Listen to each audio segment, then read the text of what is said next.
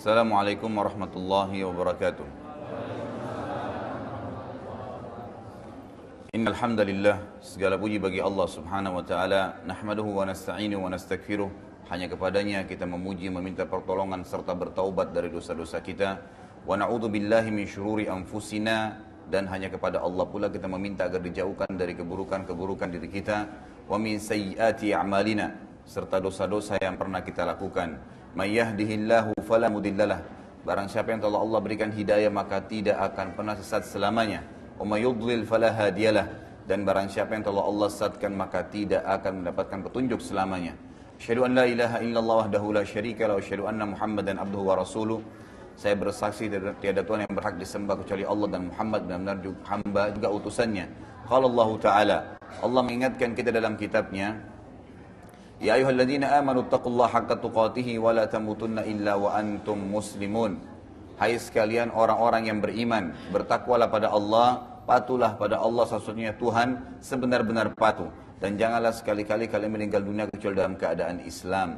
Di ayat yang kedua qala Allah azza wa jalla, ya ayyuhan nasu taqu rabbakumul ladzi khalaqakum min nafsin wahidah wa khalaqa minha zawjaha wa batha minhuma rijalan katsiran wa nisaa'a. Wattaqullaha alladzi tasaaluna bihi wal arham innallaha kana 'alaikum raqiba. Hai sekalian manusia, sekali lagi bertakwalah atau patuhlah pada Allah, satu-satunya Tuhan yang telah menciptakan kalian dari jiwa yang satu, yaitu Adam alaihissalam, dan telah menciptakan dari jiwa yang satu istrinya Hawa alaihissalam, dan telah banyak memberikan keturunan laki-laki juga perempuan dari keduanya. Sekali lagi bertakwalah pada Allah, hanya patuhlah kepada Allah dan jagalah hubungan silaturahim. Sesungguhnya Allah senantiasa mengawasi kalian. Di ayat yang ketiga, Ya ayyuhalladzina amanu taqullaha wa qulu qawlan sadida yuslih lakum a'malakum wa yaghfir lakum dhunubakum wa may yuti'illaha wa rasulahu faqad faza fawzan 'azima. Hai sekalian orang-orang yang beriman, bertakwalah pada Allah, patuhlah hanya kepada Allah, dan ucapkan kalimat yang benar. Niscaya Allah akan memperbaiki amal-amal perbuatan kalian, mengampuni dosa-dosa kalian. Barang siapa yang mentaati Allah dan Rasulnya, maka dia telah mendapatkan kemenangan yang besar. Amma ba'd fa inna asdaqal hadithi kitabullah. Kita tahu sebenar-benar perkataan adalah kitabullah, Al-Quran. Wa khair hadi Muhammadin sallallahu alaihi wasallam, dan sebaik-baik petunjuk secara Al-Quran adalah petunjuk Nabi Muhammad sallallahu alaihi wasallam. Wa syarrul umuri muhdatsatuha, dan seburuk-buruk perbuatan yang tidak berlandaskan terutama dalam ibadah dari wahyu Allah, Al-Quran dan Sunnah. Fa inna kulla muhdatsin bid'ah. Semua yang tidak punya landasan wahyu dalam ibadah dikenal dengan perbuatan baru dalam Islam atau dalam agama. Wa inna kulla bid'atin dhalalah, dan perbuatan ibadah yang baru tidak berlandaskan wahyu bisa membawa pelakunya pada kesesatan. Wa dalam final dan kesesatan akan membawa pelakunya ke dalam api neraka. Bapak Ibu, ikhwah akhwat sekalian rahimani wa rahimakumullah. Sebagaimana kita sudah tahu bahwasanya pertemuan kita membahas tentang as-sirah an-nabawiyah. Dan pertemuan yang lalu kita sudah menyampaikan di muqaddimahnya apa manfaatnya mempelajari sirah, dan kita simpulkan di 5 poin besar. Saya sebutkan saja poin-poinnya. Yang pertama adalah ma'rifatun Nabi alaihi salatu wassalam, mengetahui tentang siapa itu Nabi Muhammad sallallahu alaihi wasallam, baik khalqiyah atau khuluqiyah, ya. Baik secara fisik seperti apa, dan juga secara akhlak seperti apa karakternya. Juga yang paling penting adalah bagaimana kita menyelami kehidupan Nabi alaihi salatu wassalam sehari-hari. Bagaimana dia di rumah tangganya, apa yang dia lakukan di rumahnya, bagaimana beliau bermuamalah dengan tetangganya. Karena selama ini kalau orang hanya mempelajari langsung to the point ke hadis, langsung to the point ke fikih, langsung ke inti-inti hukum syariat, maka kita tidak hanya mengetahui perintah dan larangan Nabi alaihissalam. Tapi dengan mempelajari sirah kita jadi tahu Nabi SAW keseharian buat apa sih. Seperti contohnya misalnya dalam hadis sahih riwayat At-Tabarani, Aisyah pernah ditanya oleh beberapa sahabat, apa yang Rasulullah SAW kerjakan di rumahnya? Maka beliau mengatakan, Aisyah radhiyallahu anha, Nabi SAW melakukan seperti salah seorang di antara laki-laki kalian di rumahnya, menjahit sepatunya atau sendalnya kalau putus atau rusak. Kemudian beliau membantu istri-istrinya dalam bekerja. Sampai Nabi SAW dalam riwayat lain pernah membantu Aisyah mencuci piring. Ada perilaku-perilaku yang Nabi SAW lakukan, perilaku biasa, manusia biasa. Yang kita bisa ambil pelajaran besar, bagaimana sebenarnya seorang muslim harus hidup. Tidak harus tegang. Semua itu berlalu seperti biasa. Ada saatnya kita beribadah, ada saatnya berurusan dengan urusan dunia. Dan ini tidak saya rincikan kembali karena sudah kita jabarkan pada pertemuan kita yang lalu. Yang kedua adalah ma'rifatus sahaba ridwanullahi alaihim, mengetahui tentang siapa itu para sahabat. Kenapa kisah Abu Bakar, Umar, Uthman, Ali, Talha, Zubair, Abdurrahman bin Auf dan banyak sahabat-sahabat yang dijamin masuk surga? Kenapa kisah mereka kekal dan Allah Subhanahu wa taala jaga sampai sekarang kita bisa membacanya agar kita mengambil pelajaran apa sih perilaku mereka keseharian, kan? Apa yang mereka lakukan pada saat pagi, siang, sore, malam hari, bagaimana tanggapan mereka terhadap ayat yang turun, bagaimana aplikasi syariat dalam kehidupan mereka, berumah tangga, bertetangga, berbisnis, apa saja. Semua itu adalah perilaku yang sebenarnya dinukilkan kepada kita agar kita mencontohi mereka dan bukan mustahil kita bersama-sama dengan mereka dijamin masuk surga. Poin yang ketiga adalah ma'rifatus sababun nuzul wa sababul wurud. Dengan belajar sirah nabawiyah kita akan mengetahui sebab turunnya ayat. Sebagaimana nanti kita akan masuk ke poin-poin dalam sirah kita, bagaimana ayat-ayat turun bersama dengan kejadian yang terjadi di zaman Nabi SAW dan sahabat ridwanullahi alaihim. Kemudian sababul wurud, sebab disebutkannya hadis. Ini juga sudah kita rincikan. Dan yang keempat adalah ma'rifatu ahwalul kuffar wal munafiqin. Mengetahui tentang perilaku dan keadaan orang-orang kafir serta orang munafik. Siapa itu orang kafir di mata Nabi SAW? Sehingga kita tidak sembarangan mengkafirkan orang. Sebagaimana banyak kelompok Islam sekarang main kafirkan sana, main kafirkan sini, sementara orang itu bersyahadat. Ya, sementara orang itu masih bersyahadat. Jadi tidak bisa sama sekali kita menuduh orang kafir kecuali seperti Nabi SAW telah menuduh mereka. Begitu pula juga dengan orang-orang munafik. Dan yang terakhir adalah poin kelima, manfaat mempelajari sirah, ma'rifatu haqiqatu dinul Islamul haq. Mempelajari tentang atau mengetahui nantinya kebenaran agama Islam. Karena kalau kita pelajari dari awal rentetan sejarah bagaimana Nabi SAW diumatkan jadi Nabi, bahkan sebelumnya dari beliau lahir, keadaan Jazirah Arab, bagaimana rentetan turunnya ayat-ayat Al-Quran bertahap, sampai turunnya ayat-ayat dari Makkiyah, kemudian pindah ke Madaniyah atau di Madinah, sampai Nabi SAW meninggal dunia. Nanti akan kita lihat dengan mempelajari sirah ini, bagaimana terbentuk pribadi kita dan meyakini dengan keyakinan bahwasanya Islam itu agama yang benar. Dan kita tidak akan ragu untuk menganutnya. Memang ini agama yang turun melalui proses wahyu, Jibril turun menemui Nabi Muhammad SAW, dan banyak sekali sahabat yang beriman kepada Nabi SAW. Baik, hari ini insya Allah kita akan masuk ke masalah lebih mendalam. Sebenarnya, Bapak Ibu sekalian, kita sebenarnya bisa membahas langsung dari lahirnya Nabi SAW. Tapi saya sudah menyusun sebuah tema yang saya tidak ingin membahas dulu langsung dari lahirnya Nabi SAW, karena itu umum dibahas oleh banyak ustadz kita. Tapi saya ingin coba tarik kita jauh ke belakang dulu. Salah satu kakek Nabi SAW adalah Nabi Ibrahim dan Nabi Ismail alaihimussalam. Maka kita akan mulai dari kisah mereka, sehingga kita tahu di bagaimana keadaan atau siapa ya jalur keturunan Nabi SAW dan bagaimana keadaan orang-orang Arab sebelum Nabi SAW diutus. Maka akan ada poin-poin penting yang dibahas adalah kisahnya air Zam-Zam, substansial judulnya, dan pembangunan Ka'bah. Dan pembangunan Ka'bah serta di dalamnya tentu ada berurusan dengan perintah tentang haji kan gitu. Dan itu insya Allah akan kita jabarkan nanti. Ini poinnya. Kalau saya lihat mungkin ini yang kita selesaikan pada hari ini. Tidak tahu kalau Allah kasih taufik bisa menyelesaikan lanjutan poin setelahnya itu bagaimana masuknya agama Samawiyah, Yahudi dan Nasrani di Jazirah Arab. Jadi nanti kalau ada yang bertanya, kok bisa ada orang Arab Yahudi ya? Kok bisa menganut agama Yahudi maksud saya? Bagaimana bisa ada orang Arab yang Nasrani? Ada kisahnya tersendiri. Bagaimana agama ya properties ini atau agama Samawi ini bisa masuk ke Jazirah Arab sebelum Nabi SAW diutus. Sebelum Nabi SAW diutus, ini sangat penting untuk diketahui karena rentetannya banyak sekali dengan ayat dan hadis Nabi SAW. Dan akan ada kisah tentang ya penghancuran ya Abraha dengan pasukan gajahnya. Kemudian akan ada kisah juga bagaimana masuknya ya negeri Yaman di bawah kekuasaan Faris. Ini semua poin-poin penting yang akan dibahas yang menjadi mukaddimah dalam sirah kita sebelum nanti kita masuk ke poin selanjutnya ya tentang masalah bagaimana ya kelahiran Nabi alaihi salatu wassalam. Baik, kita mulai ya. Bapak Ibu sekalian rahimakumullah, semoga Allah SWT berikan taufik kita. Nabi Ibrahim alaihissalam adalah nabi yang mulia, mendapatkan julukan Abul Anbiya, ayahnya para nabi ya. Kenapa dikatakan seperti itu? Karena Nabi Ibrahim alaihissalam itu memiliki dua orang istri. Yang pertama adalah Sarah. Ya. Sarah masyhur, sangat terkenal dengan kecantikannya dan kemuliaannya. Luar biasa gitu. Tentu kita tidak akan terlalu mendalam membahas tentang bagaimana keadaan atau kehidupan ya Sarah bersama Ibrahim alaihissalam, tapi ada beberapa yang disebutkan dalam ayat Al-Quran dan juga hadis Nabi SAW yang penting untuk kita ketahui berhubungan dengan pelajaran sirah kita ini. Di antaranya, Nabi Ibrahim alaihissalam pernah mengadakan perjalanan bersama Sarah ke wilayah Mesir di Afrika Utara. Pada saat sampai ke Mesir, kebetulan waktu itu rajanya Mesir di zaman itu zalim, suka sekali mengambil istrinya orang. Ya.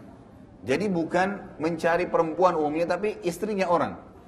Kenapa? Karena dia tahu kalau, atau dalam pikiran dia pada saat itu, kalau seandainya wanita ini dinikahi oleh seorang laki-laki, pasti dia pilihan gitu, dipilih oleh laki-laki tersebut. Jadi perilakunya sangat buruk. Sarah itu sangat terkenal dengan kecantikannya. Maka Nabi Ibrahim alaihissalam waktu jalan dengan Sarah masuk ke Mesir, datanglah beberapa prajurit Raja Mesir waktu itu ingin mengambil Sarah. Maka apa yang mereka katakan? Siapa ini? Pertama ditanya, siapa ini? Maka Ibrahim alaihissalam mengatakan, ini saudariku. Nggak dikatakan istriku. Kenapa? Karena kalau dia katakan istriku, diambil Sarah nantinya. Dan ini disebutkan dalam hadis Bukhari tentang bagaimana di mahsyar nanti, ya, orang-orang pada saat kepanasan, ya, orang membutuhkan tentang hadis syafaat kubra, ya. Bagaimana Nabi SAW akan memberikan syafaat nanti pertolongan kepada umatnya di padang mahsyar.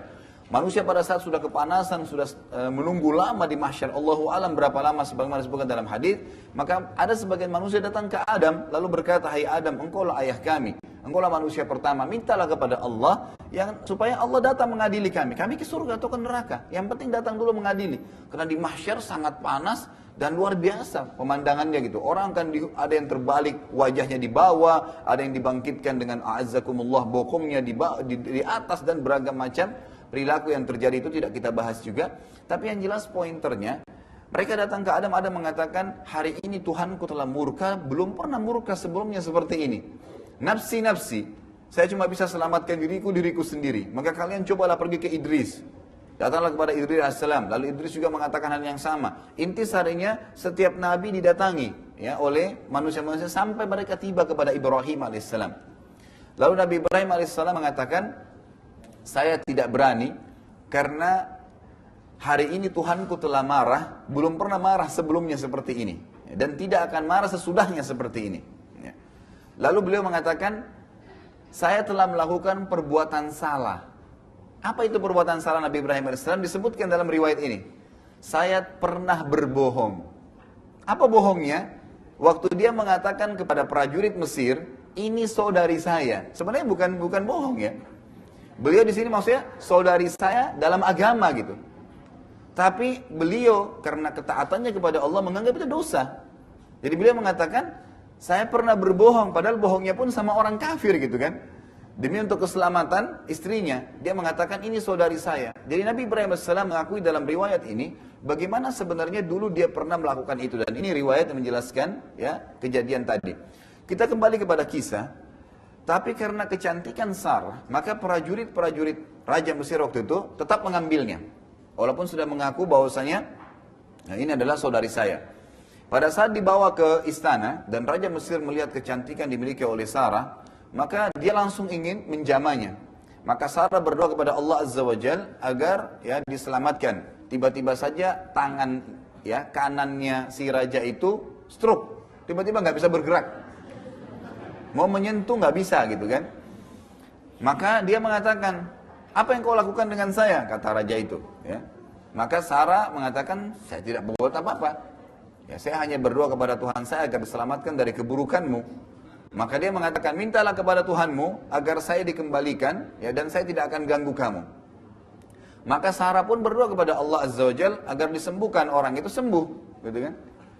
Dia tadi belum yakin nih rajanya. Maka apa yang dilakukan? Dia dekati lagi yang kedua kalinya. Jadi dia berbohong tadi. Maka kena sakit yang sama. Tiba-tiba tangannya ingin menjamah, tidak bisa bergerak, gitu kan? Maka dia berkata lagi, mintalah kepada Tuhanmu disembuhkan dan saya tidak akan ganggu kamu. Saya janji, gitu kan?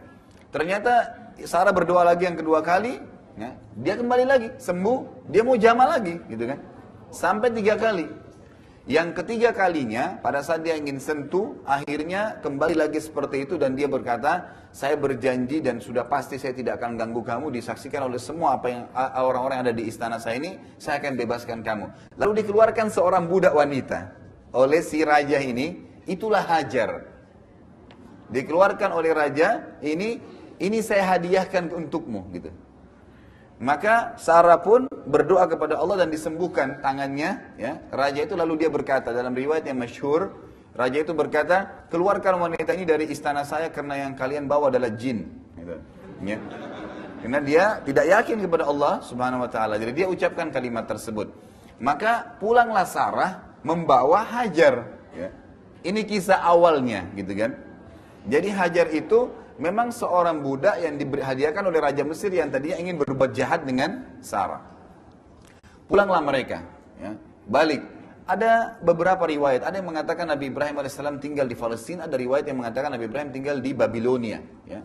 Tapi kalau kita gabungkan kedua riwayat ini, Nabi Ibrahim AS memang lahir di kota Babilonia, ya, di Irak.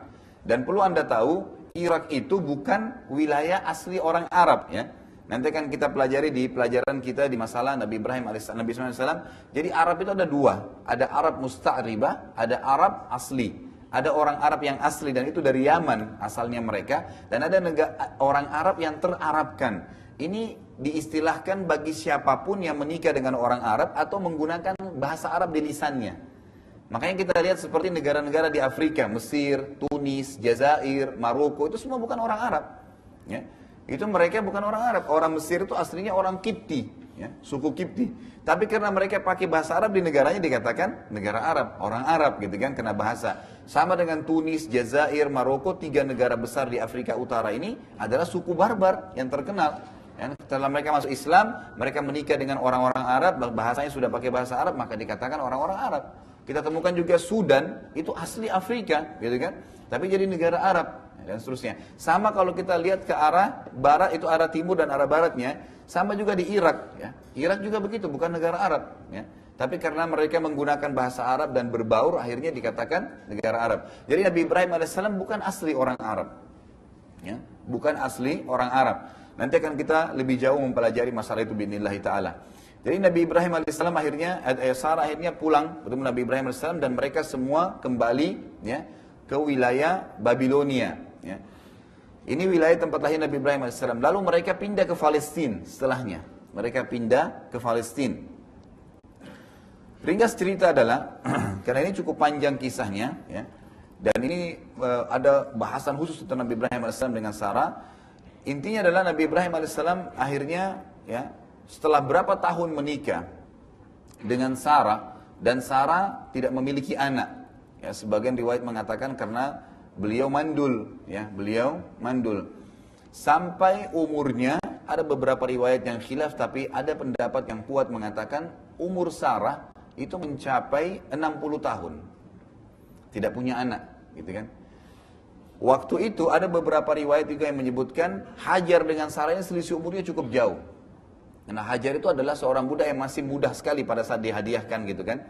Tapi tidak disebutkan umurnya. Maka selisih umurnya cukup jauh. Sarah karena merasa khawatir dan merasa kesian dengan Ibrahim AS tidak punya anak, maka dia hadiahkan Hajar untuk dinikahi. Nabi Ibrahim AS pun menikahi Hajar, dan akhirnya dengan setahun menikah, itu punya anak. Anaknya adalah Ismail. Jadi dari Hajar, itu anaknya adalah Ismail. Setelah punya anak, fitrah, ya, Sarah, itu merasa muncul, kenapa kok dia tidak bisa memberikan anak sementara Hajar bisa, gitu kan? Lalu berdoa kepada Allah Azza wa Jalla agar juga dikaruniai anak dalam kondisi umur beliau 60 tahun. Apa yang terjadi? Setelah 2 tahun proses tadi, umur Ismail alaihissalam, maka malaikat datang kepada Nabi Ibrahim alaihissalam, itu memberitahukan berita gembira. Asalnya mereka akan datang untuk menghancurkan kaum Lut, Nabi Lut, ya, yang kaumnya terkenal melakukan homoseksual. Itu keponakan Nabi Ibrahim alaihissalam. Jadi dia keponakan Nabi Ibrahim, dan orang yang paling pertama beriman dengan risalah Nabi Ibrahim adalah Nabi Lut. Setelah diutus beriman, Allah utus menjadi nabi, maka diutuslah dia ke kaumnya. Sebagaimana sabda Nabi SAW dalam hadis sahih muttafaqun alaih, semua nabi diutus untuk kaumnya masing-masing. Jadi sebelum Nabi SAW, itu para nabi berdakwah di masyarakatnya masing-masing. Seperti misalnya Nabi Ibrahim di daerah Palestina, Babilonia, dan wilayah Mekah nantinya. Ada 3 lokasi dakwanya gitu kan. Sementara Nabi Lut, keponakan beliau itu ada di wilayah Yordania. Ya. Kalau sekarang tepatnya batas Yordania dengan Israel ya. Itu ada Laut Mati, di situ wilayahnya dakwanya Nabi Lut. Dan tidak ada kewajiban untuk berdakwah di tempat lain. Jadi khusus di wilayah situ saja. Tapi Nabi Muhammad SAW waktu diutus itu untuk seluruh manusia. Gitu kan. Jadi bedanya di situ. Tapi nabi-nabi sebelumnya tidak. Sama halnya Nabi Isa alaihissalam ya. Nabi Isa alaihissalam dikhusus untuk wilayah sendiri. Jadi keliru kalau ada orang-orang Nasrani mendakwakan agama Nasara sampai ke Indonesia. Itu keliru. Kenapa? Karena Nabi Isa itu hanya khusus untuk Bani Israel gitu loh. Jadi dia bukan untuk kemana-mana didakwai gitu. Kalau Nabi SAW tidak. Wa ma arsalnaka illa rahmatan lil alamin gitu kan. Kami gak utus kamu kecuali untuk seluruh alam semesta. Gitu kan? Jadi jelas sekali. Dalam sebuah hadis sahih kata Nabi SAW, innama bu'ithu ilal ahmari wal aswad. Saya diutus untuk golongan merah dan golongan hitam. Artinya jin dan manusia. Gitu kan? Jadi tidak terkecuali. Baik. Akhirnya malaikat datang untuk menghancurkan kaum Lut yang waktu itu homoseksual dan sudah dakwah tidak mau terima. Tapi sebelum ke tempat kaum Lut, Nabi Lut alaihissalam, mereka mampir dulu di rumahnya Nabi Ibrahim alaihissalam. Malaikat ini yang diutus oleh Allah Subhanahu wa taala. Dengan tujuan apa? Ingin menyampaikan berita gembira kepada Sarah bahwasanya Sarah akan hamil dan melahirkan anak. Karena Sarah tadi berdoa kepada Allah Subhanahu wa taala. Ini menandakan tidak ada yang mustahil bagi Allah Subhanahu wa taala. Bagaimana dalam kondisi umur sudah tua pun, mandul gak bisa punya anak, bisa hamil dengan kekuasaan Allah Subhanahu wa taala. Kita dengarkan kisahnya. Waktu malaikat datang ke rumah Ibrahim alaihissalam, seperti apa sih kejadiannya? Allah sebutkan dalam surah Az-Zariyat. Urutan 51 ayat 24 sampai ayat 30. Ya. Az-Zariyat 54 urutan surahnya ayat 24 sampai ayat 30 yang bunyinya a'udzubillahi minasyaitonir rajim. Hal ataka haditsu dhaifi Ibrahim al-mukramin id dakhalu alaihi faqalu salaman qala salamun qaumun munkarun faragha ila ahlihi fajaa bi'ijlin samin faqarrabahu ilaihim qala ala ta'kulun fa'awjasa minhum khifatan qalu la takhaf wa basyaruhu bigulamin alim. فأقبلت امرأته في صرة فصقت وجهها وقالت عجوز عقيم قالوا كذلك قال ربك إنه هو الحكيم العليم. Sudah sampaikah kepadamu hai Muhammad cerita tentang tamunya Ibrahim, 2 malaikat yang datang untuk menghancurkan kaum Lut. Kisahnya bagaimana? Yaitu malaikat-malaikat yang dimuliakan kata Allah di ayat 24-nya. Ayat 25-nya, ingatlah ketika mereka datang ke tempatnya Ibrahim dan mengucapkan salamun atau keselamatan bagi Ibrahim. Ibrahim pun menjawab salam juga, ya, artinya keselamatan untuk kalian. Ya. Sesungguhnya kalian orang-orang yang tidak dikenal, kata Nabi Ibrahim AS kepada 2 malaikat tadi. Siapa kalian ini tidak dikenal gitu? Maka dia pun Ibrahim AS ini terkenal dengan karamnya, ya, sangat ringan tangan, sangat suka dengan tamu gitu. Maka pada saat malaikat ini datang, tidak dikenal. Lalu dipersilahkan masuk, ya, tidak ditanya siapa kalian. Yang pertama Nabi Ibrahim AS lakukan adalah, dia dengan secara diam-diam menemui keluarganya di belakang, ya, di dapurnya istilahnya ya. Kemudian dia menyembelih seekor anak sapi yang gemuk. Ya. Langsung dimasak dan dihidangkan gitu, kepada tamunya. Jadi tanpa menanyakan, ya, siapa kalian gitu. Dan ini sebuah perilaku yang diberikan atau kata ulama tafsir menandakan contoh yang sangat baik dari Nabi Ibrahim alaihissalam. Ya, kalau sudah ada yang datang ke rumah, nggak usah dimulai dengan su'lan dulu, kan gitu. Siapa orang ini dan segalanya, berikan sesuatu, mungkin minuman, mungkin makanan yang bisa ditolong, lalu ditanya, ada apa kira-kira kebutuhannya gitu kan. Nabi Ibrahim alaihissalam melakukan itu dalam ayat ini. Jadi kemudian dia ke keluarganya menyiapkan seekor sapi kecil, gemuk yang kecil, yaitu biasanya sapi pilihan gitu kan. Kemudian dimasak dan dihidangkan langsung. Lalu tak kala dihidangkan kepada mereka, kepada 2 malaikat tadi, Ibrahim lalu berkata, silahkan dimakan gitu ya. Ini ayat 27-nya, ayat 28, tapi mereka tidak mau makan. Karena itu Ibrahim merasa takut terhadap mereka. Ya, merasa takut terhadap mereka dan berkata, janganlah kamu takut atau jangan engkau takut wahai Ibrahim, Dan mereka menyampaikan berita gembira kepada Ibrahim tentang akan lahirnya seorang anak bagi Ibrahim yang bernama Ishak. Ya, yang bernama Ishak. Inilah dari Sarah, gitu kan. Jadi nanti di sini kisahnya, rentetannya sudah mulai masuk lebih dalam. Bagaimana Sarah akhirnya punya anak setelah berdoa kepada Allah Azza wa Jalla dan umurnya sudah sangat tua dan dia akim. Memang dia orang yang mandul, gitu kan. Lalu dikatakan kemudian istrinya, ya, Sarah tadi, istrinya Ibrahim AS, datang memekik lalu menepuk mukanya sendiri seraya berkata, artinya dia kaget gitu, kok ada berita gembira dari malaikat nih, dia akan hamil dan punya anak gitu. Dia mengatakan, sungguhnya aku seorang wanita yang tua dan mandul. Lalu para malaikat menjawab, demikianlah Tuhan kalian memfirmankan, ya, sesungguhnya dialah yang maha bijaksana lagi maha mengetahui. Artinya Allah Subhanahu wa taala mampu membuat apapun, bahkan Allah mampu membuat semua wanita hamil tanpa laki-laki kalau Allah mau. Nah, gitu. Bisa melahirkan, punya anak, bisa punya keturunan, tidak harus berhubungan biologis antara suami istri. Tapi itu kekuasaan Allah Azza wa Jalla. Lalu kisahnya adalah Sarah hamil dan akhirnya melahirkan seorang anak yang bernama Ishak. Ya. Jadi di sini Nabi Ibrahim alaihissalam, nanti kita akan kembali kepada atas tadi bahasan awal, kenapa diberikan julukan Abul Anbiya, ayahnya para nabi, karena dari dua istrinya, dua-dua anaknya nabi, Ismail dan Ishak, gitu. Dua-duanya nabi. Nabi Ibrahim alaihissalam akhirnya jadi mempunyai dua orang putra, dua-duanya nabi, Ismail alaihissalam dan Ishak alaihissalam. Ismail, ya, pada saat dia baru lahir dan sudah masyhur kisahnya, saya ringkaskan kembali gitu kan, yang mungkin Bapak Ibu sudah tahu. Kemudian pada saat selesai melahirkan tadi, ya, Sarah, Allah Azza wa Jal memerintahkan Ibrahim AS untuk membawa Hajar dan anaknya Ismail. Kemana? Ke Mekah. Sudah masyhur, ya. Dibawa ke Mekah. Waktu akan pergi, Nabi Ibrahim AS tidak menceritakan kepada Hajar dan anaknya Ismail. Tidak, Ismail memang masih kecil, ya, masih menyusui. Tapi tidak menceritakan kepada, ya, Hajar, kita mau kemana nih, tidak diceritain. Dibawa aja, naik unta sampai tiba di Mekah. Mekah waktu itu padang pasir, nggak ada pohon, nggak ada orang, lembah gitu.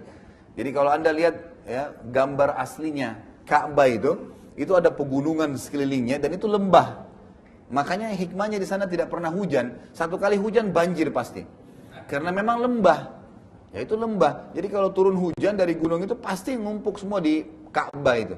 Seperti kejadian beberapa tahun yang lalu, ya. Mungkin masih ada fotonya itu sampai di pintu Ka'bah banjirnya gitu kan. Itu mungkin tahun 60-an ya terjadi di Mekah dulu. Itu karena memang tidak pernah hujan, dengan hikmah Allah SWT. Pada saat hujan pun maka terjadi banjir. Waktu itu tidak ada pohon, tidak ada makanan, tidak ada orang, nggak ada kehidupan gitu. Padang pasir, ya, lembah. Tetapi sebagian ulama mengatakan memang asalnya, ya, Ka'bah itu asasnya sudah ada. Asasnya sudah ada. Dan pernah Ka'bah itu dibangun oleh Adam alaihissalam dengan Syith, anaknya. Atau anak Nabi Adam namanya bernama Syith, ya. Mungkin yang Bapak Ibu kenal Qabil dan Habil kan gitu. Tapi ada lagi yang satu namanya Syith, dan Nabi Adam alaihissalam punya banyak anak. Syith ini anak yang sangat saleh, tapi dia tidak diangkat menjadi nabi. Khilaf di antara ulama, tapi dikatakan tidak diangkat menjadi nabi karena sudah disepakati 10 abad, ya. Dari zaman Nabi Adam alaihissalam itu tidak ada syirik. Tidak dibutuhkan nabi. Gitu kan? Nanti setelah adanya kesyirikan barulah Allah Subhanahu wa taala mengutus Idris alaihissalam, gitu kan? Jadi konseptualnya di sini jelas. Lalu Ismail alaihissalam dibawalah Hajar dengan ibunya Hajar oleh Ibrahim alaihissalam ditaruh. Pada saat tiba di lembah itu lalu diletakkan langsung, ditaruh aja. Silakan turun di sini. Hajar bingung. Berkata dalam riwayat Sahih, "Hai Ibrahim, ya, apakah Anda meletakkan kami di lembah ini? Tidak ada kehidupan, tidak ada orang." Kemudian Nabi Ibrahim waktu turunnya itu langsung mau jalan gitu. Loh, ini nggak ada keterangan, nggak ada kejelasan, apa ini, kita mau buat apa di sini gitu. Ya.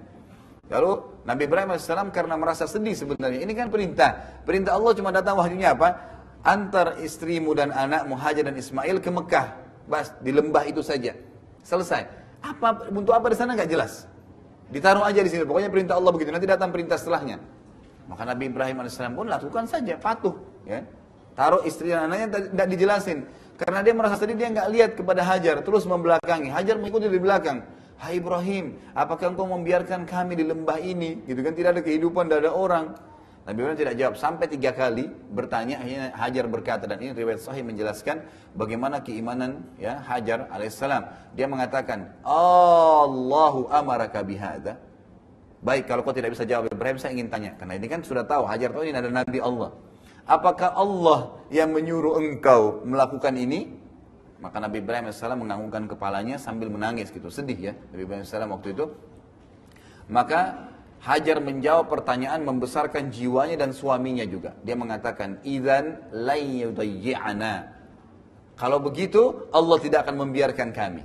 Kata-kata lan dalam bahasa Arab itu ada, bahasa Arab kan ada 3 ya. Ada la yang berarti tidak, ada lam dengan mim tidak pernah, dan ada lam dengan nun lan tidak pernah.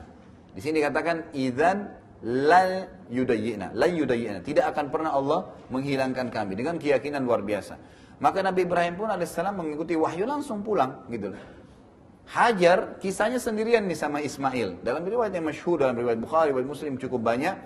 Lalu akhirnya dia ya duduk di padang pasir, tidak ada sebuah pohon yang menaunginya, menyusui anaknya. Setelah beberapa saat dia merasa kekurangan, haus, panas gitu kan. Mau butuh air, mau kemana nih gitu. Maka dia pun keliling untuk mencari air, Tidak ditemukan di sekitar situ. Lalu akhirnya dia mendapati 2 bukit yang kita sudah tahu, Safa dan Marwah. Naiklah dia ke Safa, sebuah gunung yang besar, Marwah sebuah gunung yang besar. Tentu sekarang tidak terlalu kelihatan besar ya, karena sudah dikeramik. Dulu itu sangat tinggi gunung itu gitu kan. Ya. Jadi kalaupun sekarang kita juga dari dekat Ka'bah, dekat tawaf jalan itu sebenarnya sudah tinggal menukik tuh. Cuma sudah dikeramik jadi tidak terasa gitu kan. Dan perlu Anda tahu nanti kalau sa'i haji itu tidak perlu sampai ke atas ya. Makanya Bapak Ibu naik sampai ke atas itu nggak perlu. Yang penting sudah naik menanjak itu sudah cukup, sudah bisa memulai sa'inya. Baik, dia naik ke Safa. Kenapa tujuannya sampai naik ke Safa? Karena di padang pasir kalau tempat itu kering sekali, biasanya dan panas matahari itu sangat ya panas gitu kan. Nanti matahari itu bisa memantulkan cahaya air dari tempat lain. Tapi dia fata morgana, nggak ada gitu kan. Itu sering terjadi karena panasnya cuaca. Mungkin kalau di sini juga sangat panas cuaca. Kalau Bapak Ibu lagi perjalanan yang jauh gitu kan, coba lihat di kejauhan seperti ada genangan air, padahal sebenarnya tidak ada. Itu pantulan dari tempat lain gitu kan.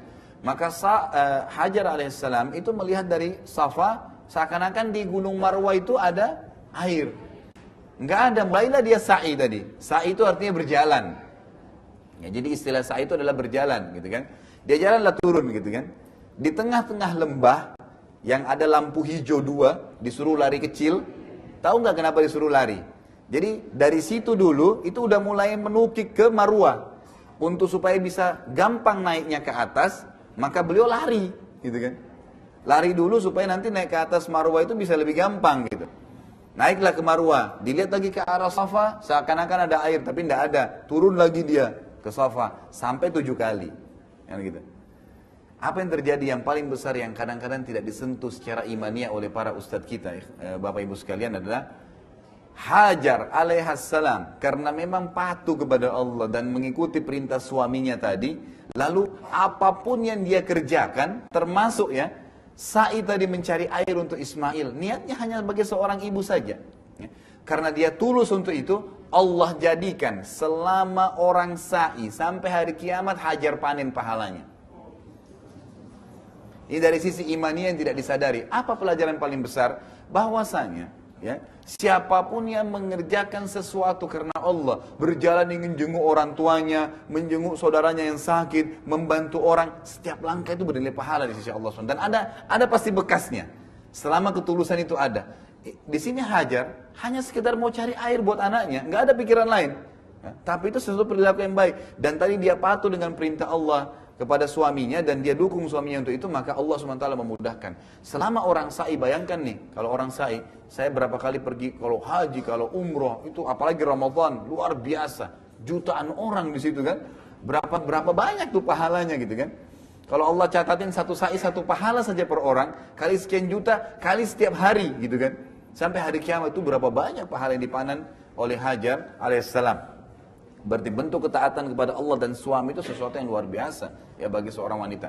Baik, kita kembali ke poinnya. Setelah 7 kali dia berjalan, dia melihat, baru Hajar menyadari ternyata ya tidak ada air di sini gitu. Dan Ismail itu ditinggal sendiri, karena tempatnya Ismail cukup jauh dari situ. Ternyata waktu Hajar, karena sudah keletihan, capek mencari, tidak dapat, ada beberapa athar, tapi yang paling rajih sebenarnya Jibril alaihissalam datang. Datang tapi tidak lihat oleh Hajar, lalu mengebaskan sayapnya sehingga membuat tanah di padang pasir itu mengeluarkan air, mata air. Yang kita tahu dengan Zam-Zam, gitu kan? Ada riwayat lain yang mengatakan keluar Zam-Zam itu mata air dari bekas telapak kaki untanya Nabi Ibrahim alaihissalam, tapi ini marjuh, pendapat yang ya tidak terlalu kuat ya, lebih kuat tadi Jibril alaihissalam yang datang. Ada pendapat lain juga yang mengatakan bahwasanya keluar dari sentakan kaki Nabi Ismail pada saat menangis, gitu kan. Tapi yang paling kuat adalah Jibril alaihissalam datang. Jibril alaihissalam datang dan mengebaskan dengan sayapnya sehingga keluarlah mata air tersebut. Baik, ada pertanyaan kecil. Selama ini Bapak Ibu sekalian sudah tahu Zam-Zam itu namanya air ya. Tahu nggak apa artinya Zam-Zam? Ya. Jadi Zam-Zam itu pada saat dilihat airnya oleh Hajar alaihissalam, karena gembiranya gitu kan, maka beliau membuat seperti bendungan. Kalau orang lagi di pantai itu buat bangunan gitu kan, padang itu pasir dikumpulin, takutnya airnya habis karena ini padang pasir gitu kan, maka dikumpullah sambil mengucapkan Zam-Zam gitu loh, berkumpullah gitu. Jadi Zam-Zam itu artinya berkumpul gitu kan. Maka ditutuplah. Kata Nabi SAW dalam hadis Bukhari Muslim, semoga Allah merahmati ibunya Ismail. Kalau dia biarkan, maka akan menjadi lautan yang luas. Tapi karena ketakutannya seorang ibu, jangan sampai habis nih air gitu kan. Maka ditutuplah, ditahan. Jadi akhirnya dia cuma sekedar seperti mata air seperti itu. Baik, akhirnya Hajar pun alaihissalam minum dari situ, mulailah hidup. Karena yang paling penting air. Dan subhanallah, Zam-Zam itu sebagaimana dalam hadis sahih dikatakan Zam-Zam ya bagi orang yang meminumnya, boleh niat apa saja. Ya. Sebagaimana Imam Syafi'i rahimahullah mengatakan, saya minum Zam-Zam dengan 3 niat. Saya minta agar ya panahan saya tidak pernah meleset, kemudian dan itu berhasil, kata Imam Syafi'i rahimahullah, berhasil, saya tidak pernah meleset lagi setelah minta di Zam-Zam, dari minum Zam-Zam itu. Saya meminta agar yang kedua menjadi alimnya muslimin, menjadi ulama, ternyata benar. Dan yang ketiga saya minta dimasukkan surga dengan minum Zam-Zam. Jadi jangan minum Zam-Zam cuma minta disembuhin penyakit itu kecil gitu kan. Minta semuanya. Ya. Tapi Zam-Zam ya bukan datang kepada orang yang dianggap pintar, airnya diludahi terus diminum gitu kan. Itu penipuan ya, penipuan terhadap masyarakat. Jangan pernah Anda minum air yang ditiup-tiup oleh orang, nggak pernah itu. Nabi SAW tidak pernah tiup-tiup air, apalagi meludah. Iya kalau sikat gigi, kalau enggak gitu kan. Kan mentransfer penyakit ke kita gitu. Baik, tapi kalau memang Anda mau benar, kembali kepada Zam-Zam. Zam-Zam memang benar. Dan kata Nabi SAW, Zam-Zam itu minuman sekaligus makanan yang mengenyangkan. Itu hadis sahih, kan gitu. Jadi makanya orang minum Zam-Zam itu sudah cukup bagi dia walaupun tidak makan. Beberapa sahabat pernah selama 3 pekan di Mekah, mereka tidak makan apa-apa, cuma minum Zam-Zam dan tercukupkan gitu. Ya, itu sebuah ya, Allah Azza wa Jalla, sebuah karunia dari Allah SWT kepada umat ini. Baik, hiduplah Hajar pada saat itu. Nabi Ibrahim alaihissalam waktu pulang, ya, dalam perjalanan berdoa kepada Allah Subhanahu Wa Taala, berdoa kepada Allah Subhanahu Wa Taala. Ini ya. Dalam Al-Quran dikatakan terjemahnya, sesungguhnya saya meninggalkan keluarga saya biwadin ghairi dzi dzar'in inda baitikal muharram. Ya Allah, aku meninggalkan istri anakku di sebuah wadin itu lembah. Biwadin ghairi dzi dzar', tidak ada sedikit pun pohonnya. Kata-kata dzi dalam bahasa Arab atau dzu itu berarti sesuatu yang melampaui batas. Misalnya orang yang kuat menghafal, dia dikatakan ya misalnya orang yang suka menghafal bahasa Arabnya ya, misalnya hafidh, ya, orang yang kuat hafalannya. Tapi kalau memang dia kuat sekali, melampaui batas, mereka katakan dzu hifdz. Orang ini dzu hifdz, luar biasa hafalannya. Jadi kata-kata dzu atau dzi digunakan untuk sesuatu yang melampaui batas. Maka kata Ibrahim alaihissalam, biwadin ghairi dzi zar'in, di lembah yang tidak ada satupun rumput, nggak ada gitu. Jadi kosong sekali gitu. Inda baitikal muharram, tapi poinnya di lokasi tempat rumahmu yang muharram. Ini menandakan ulama tafsir bilang Ka'bah itu asasnya sudah ada tadi yang saya katakan. Dan mulailah mereka menjabarkan dengan beberapa asal yang menyebutkan bahwasanya pernah dibangun oleh Nabi Adam alaihissalam dan Syir, kemudian dengan berjalannya waktu hancur gitu kan. Nanti Nabi Ibrahim alaihissalam diperintahkan untuk membangun kembali Ka'bah itu. Jadi Ka'bah bukan baru dibangun pada saat itu, tapi sudah ada sebelumnya, nanti pondasinya sudah ada lalu dibangun kembali. Lalu Nabi Ibrahim SAW pada saat berdoa, Nabi Ibrahim pun menyebutkan dalam doanya yang masyhur yang mengatakan, ya, kirimlah orang-orang kepada istri dan anak saya gitu, supaya mereka tidak sendirian, gitu kan. Maka Allah SWT pun menerima doanya. Apa yang terjadi? Ada sebuah kasus terjadi pada saat itu. Masyarakat Arab saya katakan yang asli turunannya itu di Yaman. Tidak ada waktu itu di selain di Yaman. Nggak ada di selain di Yaman. Di Yaman dulu ada terkenal sekali pada zaman Nabi Ibrahim SAW itu sebuah bendungan. Namanya Ma'rib. Saddul Ma'rib. Ya. Saddul Ma'rib ini saat itu adalah bendungan. Ma'rib nama kotanya, nama lokasinya gitu. Masyarakat Yaman itu luar biasa kehidupannya. Sangat makmur, sangat luar biasa gitu. Tentram, semuanya luar biasa gitu. Apa yang terjadi? Karena mereka kufur terhadap nikmat Allah Subhanahu wa taala, maka akhirnya dihancurkan oleh Allah Subhanahu wa taala bendungan tersebut, ya. Itu ada kisah tersendiri disebutkan juga dalam Al-Qur'an. Pada saat hancur bendungan tersebut, orang-orang Arab ini nggak punya lagi sumber kehidupan. Mulailah suku-suku Arab asli ini keluar dari Yaman, gitu kan? Untuk mencari lokasi yang ada airnya. Karena nggak ada air, mereka nggak bisa hidup, ya. Makanya Allah SWT mengatakan dalam Al-Quran, وَجَعَلْنَا مِنَ الْمَاءِ كُلَّ شَيْءٍ حَيٍّ. Kami menjadikan segala sesuatu dari air itu bisa hidup. Ya. Kalau makanan itu mungkin hanya sekedar menutupi, tapi air nggak bisa, maka bisa meninggal, gitu kan? Ini sesuatu yang sangat penting. Maka Allah SWT menceritakan tentu dalam Al-Quran tentang kisah penghancuran atau hancurnya bendungan itu, ya. Dan kemudian lalu Allah SWT mengganti tadinya di sebelah bendungan itu, sebelah kanannya itu ada, sebelah timurnya itu ada pohon-pohon buah-buahan, sebelah baratnya itu pohon sayur-sayuran, ya. Jadi mereka kaya sekali, makmur sekali gitu. Keluarlah suku-suku Arab ini dari Yaman. Salah satu yang jadi saksi bahasan kita adalah satu suku besar bernama suku Jurhum. Suku Jurhum. Ini suku yang masyhur sekali, termasuk besar gitu. Suku Jurhum ini tujuannya mau ke negeri Syam, ya, mau ke negeri Syam. Tentu kalau Anda lihat peta Jazirah Arab itu berbentuk, ya, agak miring, kemudian ada sedikit lengkungan, ini Jazirah Arab, gitu kan. Kalau kita lihat, ya, Yaman itu berada di selatan Jazirah Arab, jadi Yaman lebih dekat dengan kita.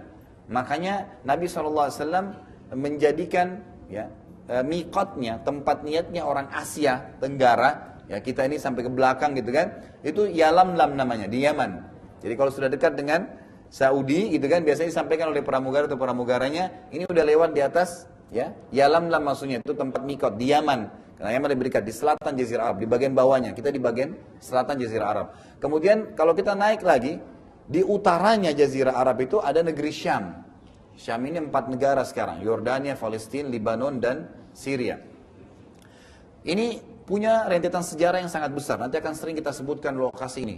Yaman, Jazirah Arab umumnya, kemudian negeri Syam.